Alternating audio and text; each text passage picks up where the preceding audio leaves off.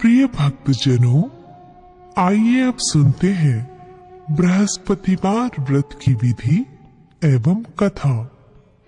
इस दिन बृहस्पतेश्वर महादेव जी की पूजा होती है।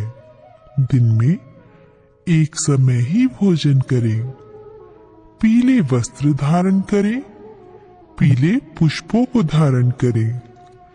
भोजन भी चने की दाल का ही होना चाहिए, नमक नहीं खाना चाहिए। पीले रंग का फूल, चने की दाल, पीले कपड़े तथा पीले चंदन से पूजा करनी चाहिए। पूजन के पश्चात कथा सुननी चाहिए। इस व्रत के करने से बृहस्पति जी अति प्रसन्न होते हैं तथा धन और विद्या का लाभ होता है। स्त्रियों के लिए ये व्रत अति आवश्यक है। इस व्रत में केले का पूजन होता है। कथा। किसी गांव में एक साहूकार रहता था, जिसके घर में अन्न, वस्त्र और धन किसी की कोई कमी नहीं थी, परंतु उसकी स्त्री बहुत ही कृपण थी। किसी भिक्षार्थी को कुछ नहीं देती, सारे दिन घर के कामकाज में लगी रहती। एक समय एक साधु महात्मा बृहस्पतिवार के दिन उसके द्वार पर आए और भिक्षा की याचना की। स्त्री उस समय घर के आंगन को लीप रही थी।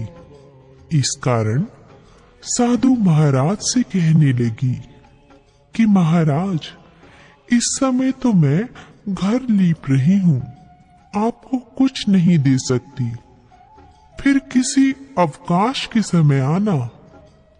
साधु महात्मा खाली हाथ चले गए। कुछ दिन के पश्चात वही साधु महाराज आए, उसी तरह भिक्षा मांगी। साहूकारनी उस समय लड़के को खिला रही थी। कहने लगी, महाराज, मैं क्या करूं, अवकाश नहीं है, इसलिए आपको भिक्षा नहीं दे सकती। तीसरी बार महात्मा आए तो उसने उन्हें उसी तरह से टालना चाहा, परंतु महात्मा जी कहने लगे कि यदि तुमको बिल्कुल ही अवकाश हो जाए तो मुझको भिक्षा दोगी? साहूकारनी कहने लगी कि हाँ महाराज, यदि ऐसा हो जाए तो आपकी बड़ी कृपा होगी। साधु महात्मा जी कहने लगे कि अच्छा, मैं एक उपाय बताता हूँ। तुम बृहस्पतिवार को दिन चढ़ने पर उठो और सारे घर में झाड़ू लगाकर कूड़ा एक कोने में जमा कर दो। घर में चौका इत्यादि मत लगाओ। फिर स्नान आदि करके घर वालों से कहो उस दिन सब हजामत अवश्य बनवाए। रसोई बनाकर चूल्हे के पीछे रखा करो, सामने नहीं। सायंकाल को अंधेरा होने के बाद दीपक जलाओ तथा बृहस्पतिवार को पीले वस्त्र मत धारण करो। ना पीले रंग की चीजों का भोजन ग्रहण करो। यदि ऐसा करोगी तो तुमको घर का कोई काम नहीं करना पड़ेगा। साहूकारनी ने ऐसा ही किया। बृहस्पतिवार को दिन चढ़े उठी, झाड़ू लगाकर कूड़े को घर में ही जमा कर दिया। पुरुषों ने हजामत बनवाई, भोजन बनवाकर चूल्हे के पीछे रखा। वह सब बृहस्पतिवारों को ऐसा ही करती रही। अब कुछ काल बाद उसके घर में खाने को दाना न रहा। थोड़े दिनों में महात्मा फिर आए और भिक्षा मांगी। परंतु सेठानी ने कहा, महाराज, मेरे घर में खाने को अन्न नहीं है, आपको क्या दे सकती हूँ। तब महात्मा ने कहा कि जब तुम्हारे घर में सब कुछ था तब भी तुम कुछ नहीं देती थी, अब पूरा पूरा अवकाश है तब भी कुछ नहीं दे रही हो, तुम क्या चाहती हो वह कहो। तब सेठानी ने हाथ जोड़कर प्रार्थना की, महाराज, अब कोई ऐसा उपाय बताओ कि मेरे पहले जैसा धन धान्य हो जाए। अब मैं प्रतिज्ञा करती हूँ कि आप जैसा कहेंगे वैसा ही करूंगी। तब महात्मा जी ने कहा, बृहस्पतिवार को प्रातःकाल उठकर स्नानादि से निवृत्त होकर घर को गौ के गोबर से लीपो तथा घर के पुरुष हजामत ना बनवाए, भूखों को अन्न जल देती रहो, ठीक सायंकाल दीपक जलाओ। यदि ऐसा करोगी तो तुम्हारी सब मनोकामनाएं भगवान बृहस्पति जी की कृपा से पूर्ण होंगी। सेठानी ने ऐसा ही किया और उसके घर में धन धान्य वैसा ही हो गया जैसा कि पहले था। इस प्रकार भगवान बृहस्पति जी की कृपा से अनेक प्रकार के सुख भोग कर दीर्घ काल तक जीवित रही।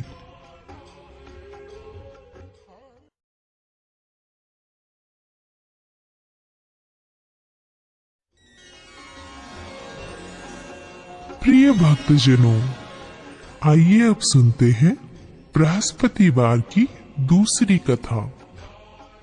एक दिन इंद्र बड़े अहंकार से अपने सिंहासन पर बैठे थे और बहुत से देवता, ऋषि, गंधर्व, किन्नर आदि सभी सभा में उपस्थित थे। जिस समय बृहस्पति जी वहां पर आए तो सबके सब उनके सम्मान के लिए खड़े हो गए, परंतु इंद्र गर्व के मारे खड़ा ना हुआ। यद्यपि वह सदैव उनका आदर किया करता था। बृहस्पति जी अपना अनादर समझते हुए वहां से उठकर चले गए। तब इंद्र को बड़ा शोक हुआ कि देखो, मैंने गुरुजी का अनादर कर दिया, मुझसे बड़ी भारी भूल हो गई। गुरुजी के आशीर्वाद से ही मुझको यह वैभव मिला है।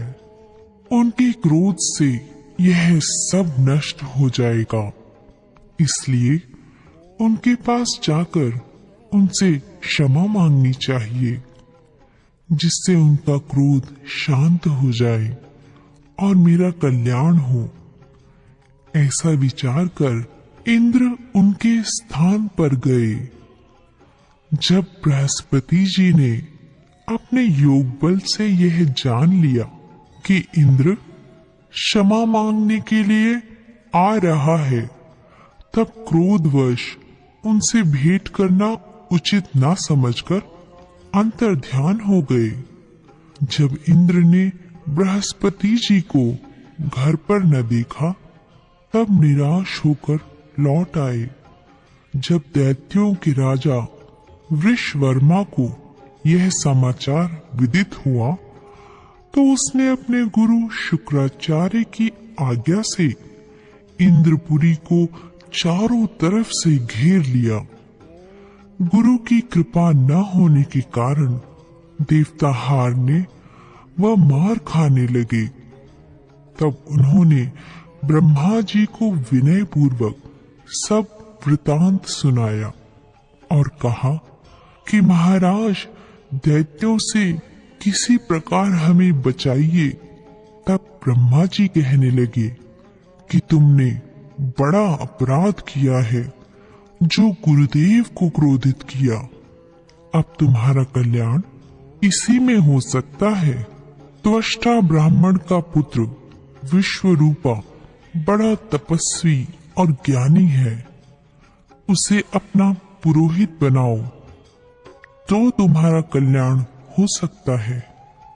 ये वचन सुनते ही इंद्र त्वष्टा के पास गए और बड़े विनीत भाव से त्वष्टा से कहने लगे कि आप हमारे पुरोहित बनिए जिससे हमारा कल्याण हो।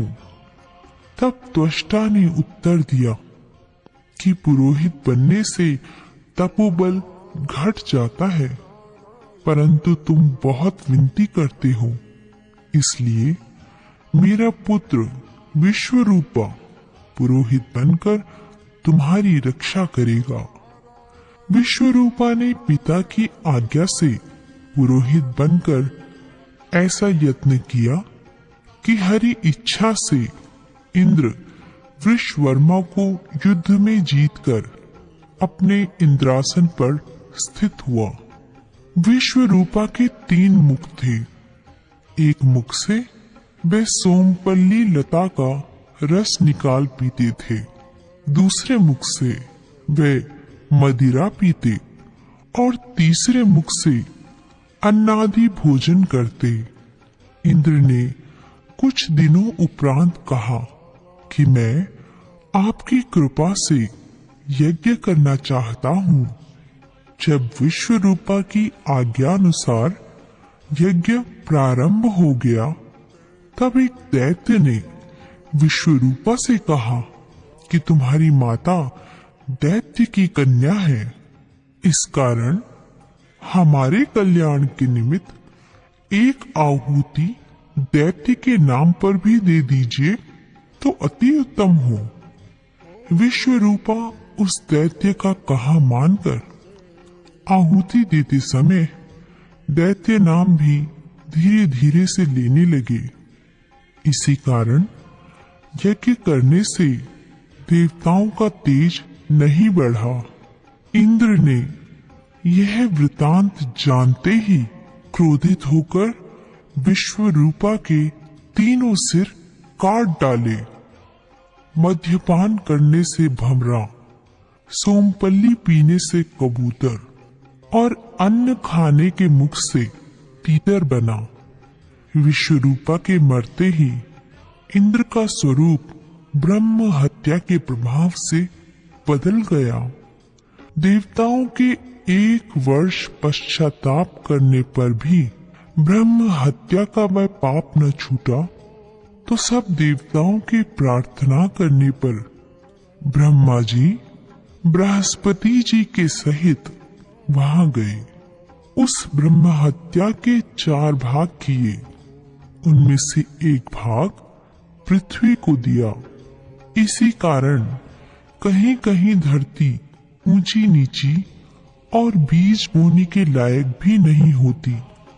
साथ ही ब्रह्मा जी ने यह वरदान दिया, जहां पृथ्वी में गड्ढा होगा, कुछ समय पाकर स्वयं भर जाएगा। दूसरा वृक्षों को दिया, जिससे उनमें से गोंद बनकर बहता है। इस कारण गूगल के अतिरिक्त सब गोंद अशुद्ध समझे जाते हैं। वृक्षों को यह वरदान दिया कि ऊपर से सूख जाने पर जड़ फिर फूट जाती है। तीसरा भाग स्त्रियों को दिया। इसी कारण स्त्रियां हर महीने रजस्वला होकर पहले दिन चांडालनी, दूसरे दिन ब्रह्मघातिनी, तीसरे दिन धोबिन के समान रहकर चौथे दिन शुद्ध होती है और संतान प्राप्ति का उनको वरदान दिया। चौथा भाग जल को दिया, जिससे फेन और सिवाल आदि जल के ऊपर आ जाते हैं। जल को यह वरदान मिला कि जिस चीज में डाला जाएगा वह बोझ में बढ़ जाएगी। इस प्रकार इंद्र को ब्रह्म हत्या के पाप से मुक्त किया। जो मनुष्य इस कथा को पढ़ता या सुनता है उसके सब पाप बृहस्पति जी महाराज की कृपा से नष्ट होते हैं।